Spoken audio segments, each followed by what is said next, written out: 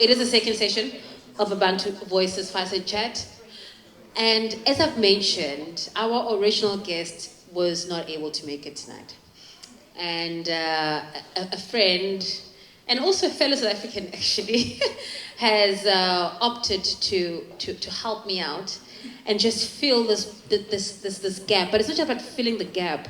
It's about also experiencing and knowing a profession that I've always been very curious about, personally. I'm not sure about you guys. But he'll tell us more about it. He'll tell us more about what he does now, what he did back then, and also, you know, what actually keeps him in Hong Kong. So please, can you help me welcome Kgosi Moncho.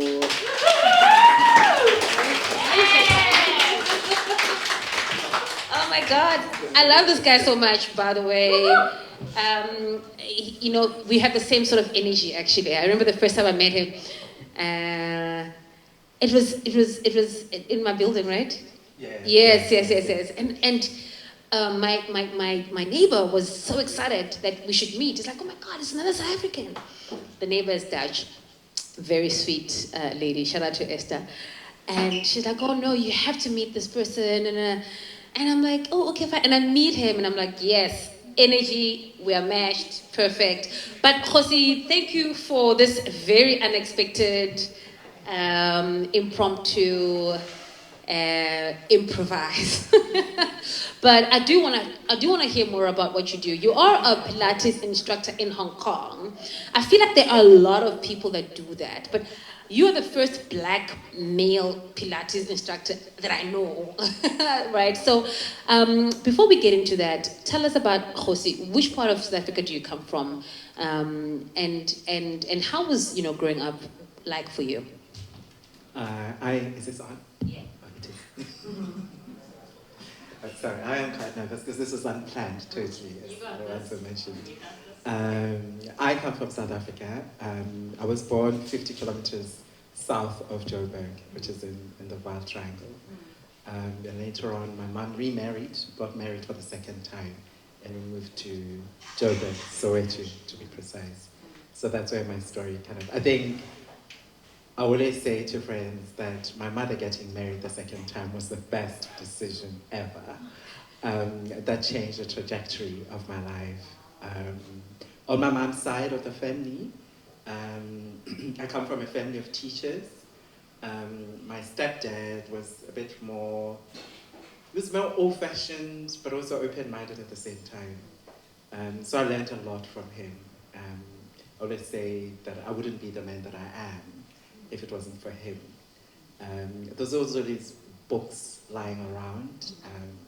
So I've got exposed to books, and I think that's also shaped me as a person in the course of my life. And it also just opened up the world of possibilities. South Africa, in case you don't know, we had apartheid for some time.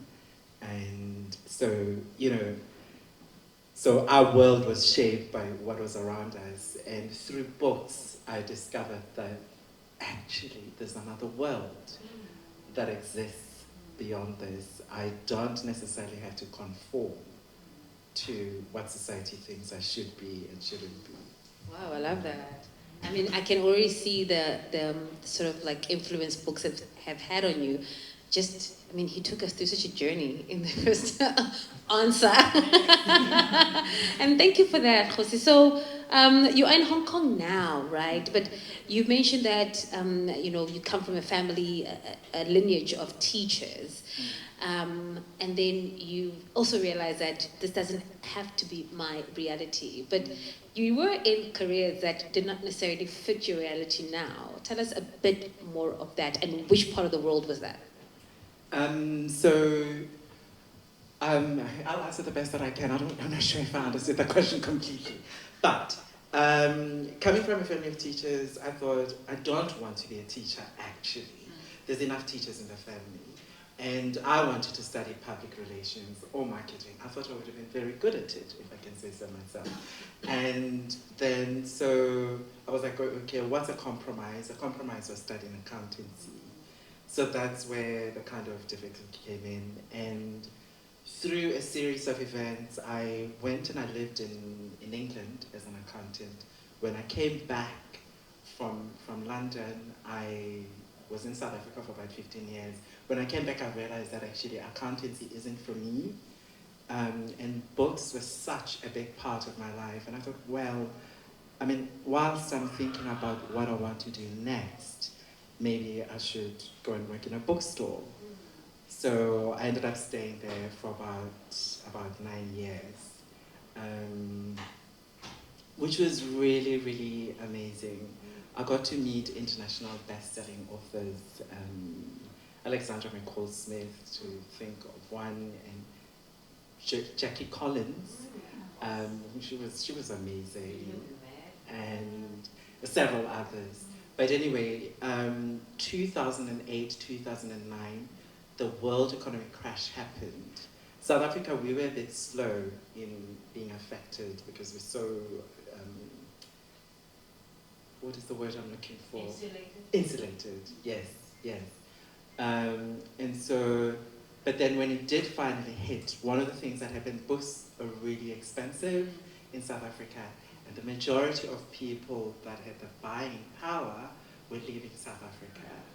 And so it came to a point, I always say, if you're a family and you have problems will either bring you closer together or you'll go at each other.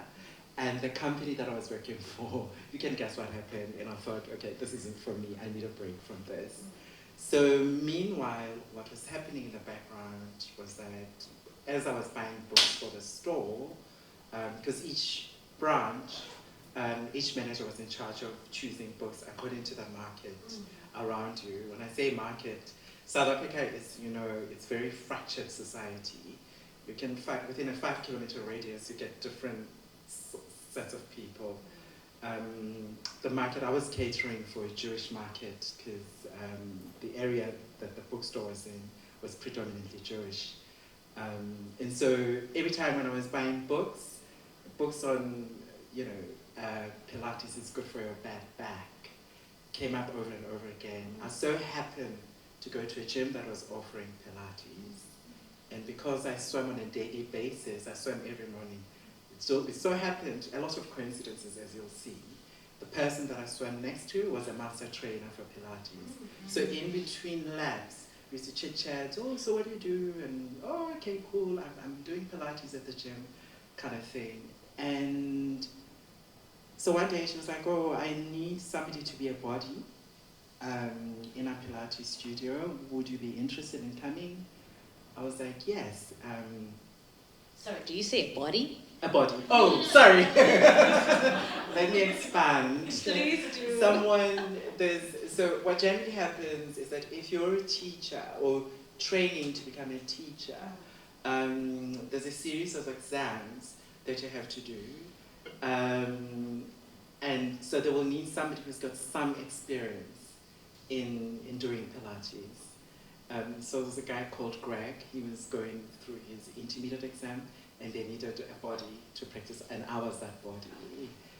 That completely opened up my world in terms of Pilates, because I was doing contemporary Pilates in the gym, but when I went to a Pilates studio, it was Classical Pilates. And I was like, wow, this is nothing. It's like nothing I've ever experienced before. I was just like, I want more of it. And then the one time when we were having coffee, and she said, come, I'll train you to become a Pilates instructor. And my response was like, oh God, no, what if I injure someone? It's like, that's exactly why I will train you. So that's how my Pilates journey started. That's fantastic. But those who don't know, I mean, the Pilates I do is the one on YouTube, right? Like, yeah. No, really, like, Pilates there's great Pilates. No. that facial expression doesn't give me a good, I mean, your facial expression is like, no, Lirandzu, do not do Pilates on YouTube. But what I'm trying to say is I'm probably not doing the right thing. But explain to us, the sort of like, novice, us, who don't really know, what exactly is Pilates and what is it meant to do for you? Okay, one of the founders, Romana, said Pilates in 2 words is strength and stretch. So for some people, you'll get people that are super flexible, but they don't have a lot of strength. So in Pilates, you make somebody who is super flexible or hypermobile to have a little bit of strength. And then you get people that are quite strong, but they have no flexibility. So you get those people to be more flexible. That's at the very like basic level. Of course, it's much more complicated than that because you deal with imbalances. You'll deal with people that are postnatal, pre and postnatal. You can get clients that's got osteoporosis. The only difference with Pilates is that you work from inside out, as opposed to, when you gym, we work the superficial muscles. In Pilates, we work the deeper muscles. Okay. So more your stabilizers than your mobilizers, which is slightly smaller. So, yeah. And how long have you been doing this in Hong Kong? In Hong Kong, I came to Hong Kong. I started my training in South Africa in 2014, and I came to Hong Kong in 2017. So I've been here just over 8 years. Wow, amazing. So, because as I said, we're going to make it very short, this was not planned, but what has, I asked this to Joe, what has sport taught you and what does it continue to teach you? What has Pilates taught you and what does it continue to teach you? Kgosi. I think I've learned from my clients a lot. And I realize now that it doesn't matter what it is you do, whether it's Pilates or making furniture or teaching or interviewing people. Ultimately, for me personally, this is my personal observation, the thread that I find runs through the whole thing, it's the relationships. How you treat people, how you interact with people. Abantu. Umuntu ngabantu. And so that's what I've learned from Pilates, that it's about relationships. I've always been terrified of people, just like talking to people, engaging with people, and getting to know people. I always kept people at a distance.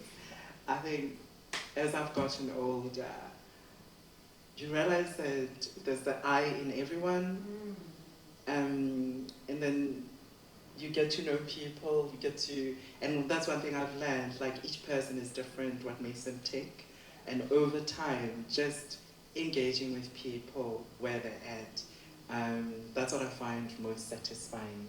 And I think you're going to find that even if I ran a restaurant or I was a teacher, that would be the thing, the relationships that I have with people.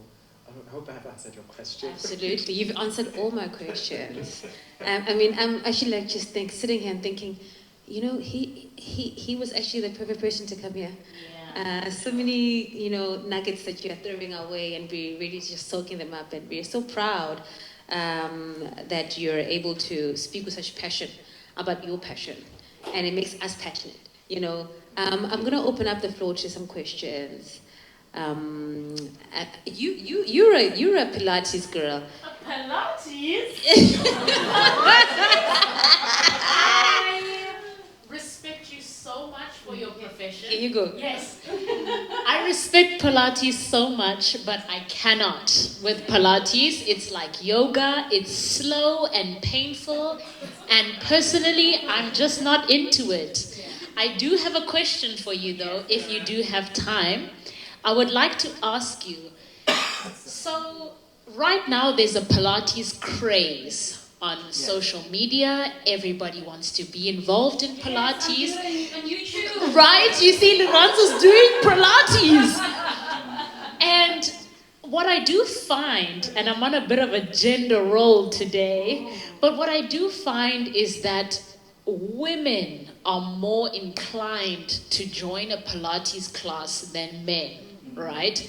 There's this craze with keeping your body tight and toned and fit, but not too fit. And that's what Pilates brings. So I do wonder, do you pick up on that taboo of men being involved in Pilates and exploring their physicality and flexibility and range of motion?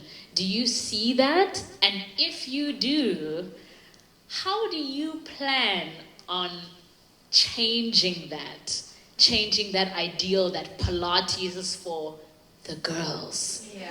Yes. Thank you, Sage. Before you answer that, I think you just sitting here, you're doing already that little change. Because the one thing I did mention when we started is that you're the first male black Pilates instructor that I have met. You know what I mean? Yeah. But carry on. Very brilliant question again.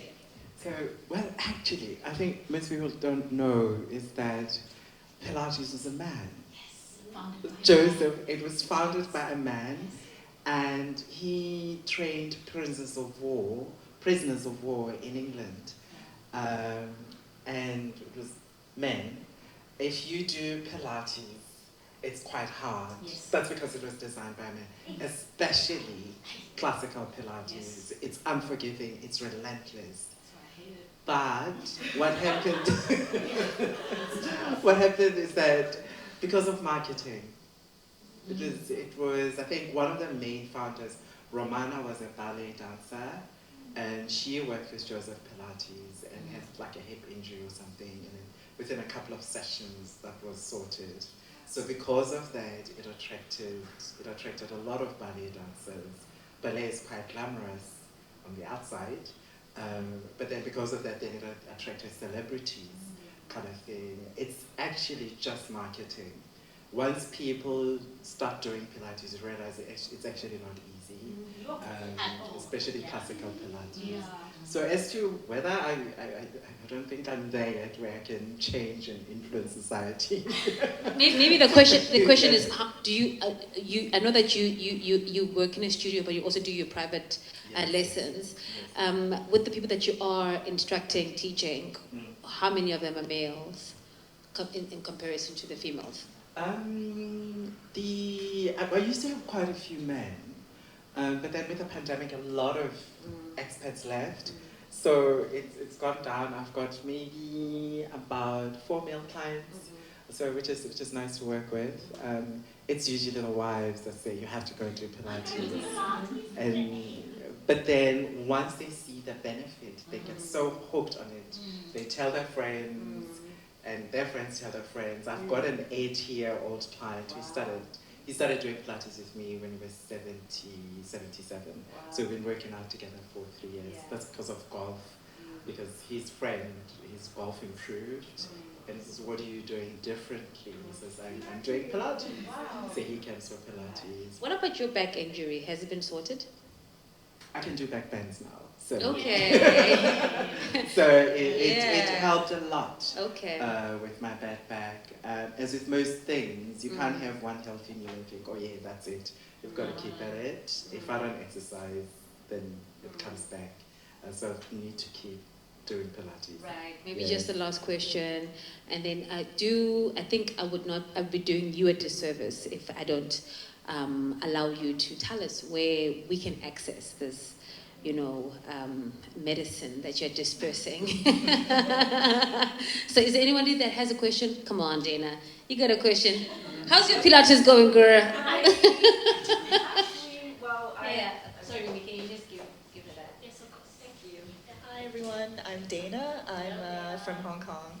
So thank you as well to Lirandzu for inviting me, and it's been so lovely to get to this event and get to know everyone as well, and it's just been really inspiring. So my question is, actually, yes, I have heard of this Pilates craze. I am a bit of a wuss, so I've not actually tried proper Pilates. I'm kind of a yoga girl. And I know that there is kind of an overlap between yoga and Pilates. I guess yoga is kind of slower. It's all about kind of breathing and kind of relaxing and stuff as well. But when you said classical Pilates, can I ask if there is a difference between, are you referring to the former Pilates, or what's the difference there? So, classical Pilates is how Joseph Pilates taught, or at least we try to stick to the original method as much as possible. So that's classical. Contemporary, I think that's the craze that's going around. Without sounding like I'm being disparaging, but that's a craze that's going around because there's a lot of gimmicks. They'll use different things, and with classical Pilates, there's a routine that you follow. There's a set number of exercises, and it's very systematic. It's a whole system. And Joseph Pilates said some Pilates is better. Bad Pilates is better than no Pilates. YouTube! So that's what I wanted to say to you. Kidding. He's a real deal. No, but I mean, it depends who you do Pilates with on YouTube. If it's somebody that... Who is your YouTube guru? Not Kgosi. No, sorry, I'm not on YouTube. It depends who you do it with, because I remember several years ago, I had a lady let's call her Susan, and she came in and I said, so, have you done any Pilates before? And she said, well, yes, I've been doing it on YouTube, kind of thing. And I was like, well, I'll wait to see this. And, and she moved. And I was like, oh my word, I didn't know very well. She moved very well. Okay. And I was like, oh, there's some benefit to doing YouTube Pilates. And because she was very in touch with her own body. Yes. And the beautiful thing is that she listened to instruction and she followed my instruction 99% of the time. And I was like, oh, okay. So she does move. She does move. I think that's the thing that I like about Pilates, just bringing body and mind-body awareness. So she had that, and so that was very helpful. Yeah, I think Kgosi, a beautiful way to end this conversation is to perhaps thank you, Dana. I think a really important and maybe beautiful way to end this conversation is for you to first of all plug us, like where can we access you or the work that you're doing, but also. I know we spoke about this YouTube thing, but I know I'm not the only one, right? I am not. You had a client who did YouTube, but I want you to maybe take us through some of the pros and cons, because I think that the one thing that you don't want to do is get people that are injured, because that can happen, right? Mm-hmm. Somebody comes and they're injured because they are following the wrong Pilates instruction. And maybe just to get clarity, you're doing classical Pilates, right? Yes. So it's kind of like a purist, right? Can you see him? He's like, yeah, no, we're a classical here. Joseph Pilates in the house. No, but seriously, if you can just like maybe give us like pros and cons, and also where can we access your beautiful work? Pros and cons, I think some Pilates is better than none, but like if you're doing it online, the person can't modify exercises to suit your body. So if you've got things like maybe let's say scoliosis, there's some things that you shouldn't be doing. If somebody's got osteoporosis, you can't load your spine. So there's certain things, and the person, if it's a YouTube video, if it's not a live class, then the person can't tailor-make the session for you, kind of thing. If it's an online class with somebody that's live and they know you and you've talked to them, like these are the issues that I have, then that's more manageable. Then it's catered for you, because it's not a one-size-fits-all thing. Yes. As to when you can access me, I'm terrible at that. Sorry. I'm working for one of the big studios. I'm working at Flex. But I'm also but my Instagram is k.moncho. Maybe yes.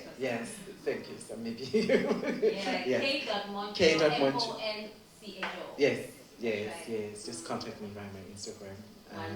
I'm renting a studio in Central, so that would be a much better option because it's more private. I hope you do a group booking because we're all gonna go, right? And like support you. Thank you, Kgosi. This has been so enriching. I've known you for some time, and some of the things that you told me today are the first time that I hear them, which was so educational, inspiring. But more than anything, I just love that you were so giving of yourself and your time in such an impromptu way, and we loved it. I loved it. So thank you. You, my friend, are a trailblazer in Hong Kong. Oh, thank you. And you are doing us very proud, not only, Mandela's child, but just generally, doing the continent very proud. So keep on doing this, keep your head up high. Hong Kong is a very difficult place, we know that. But you are helping people heal, and we really appreciate you for that. So let's give it up for Kgosi.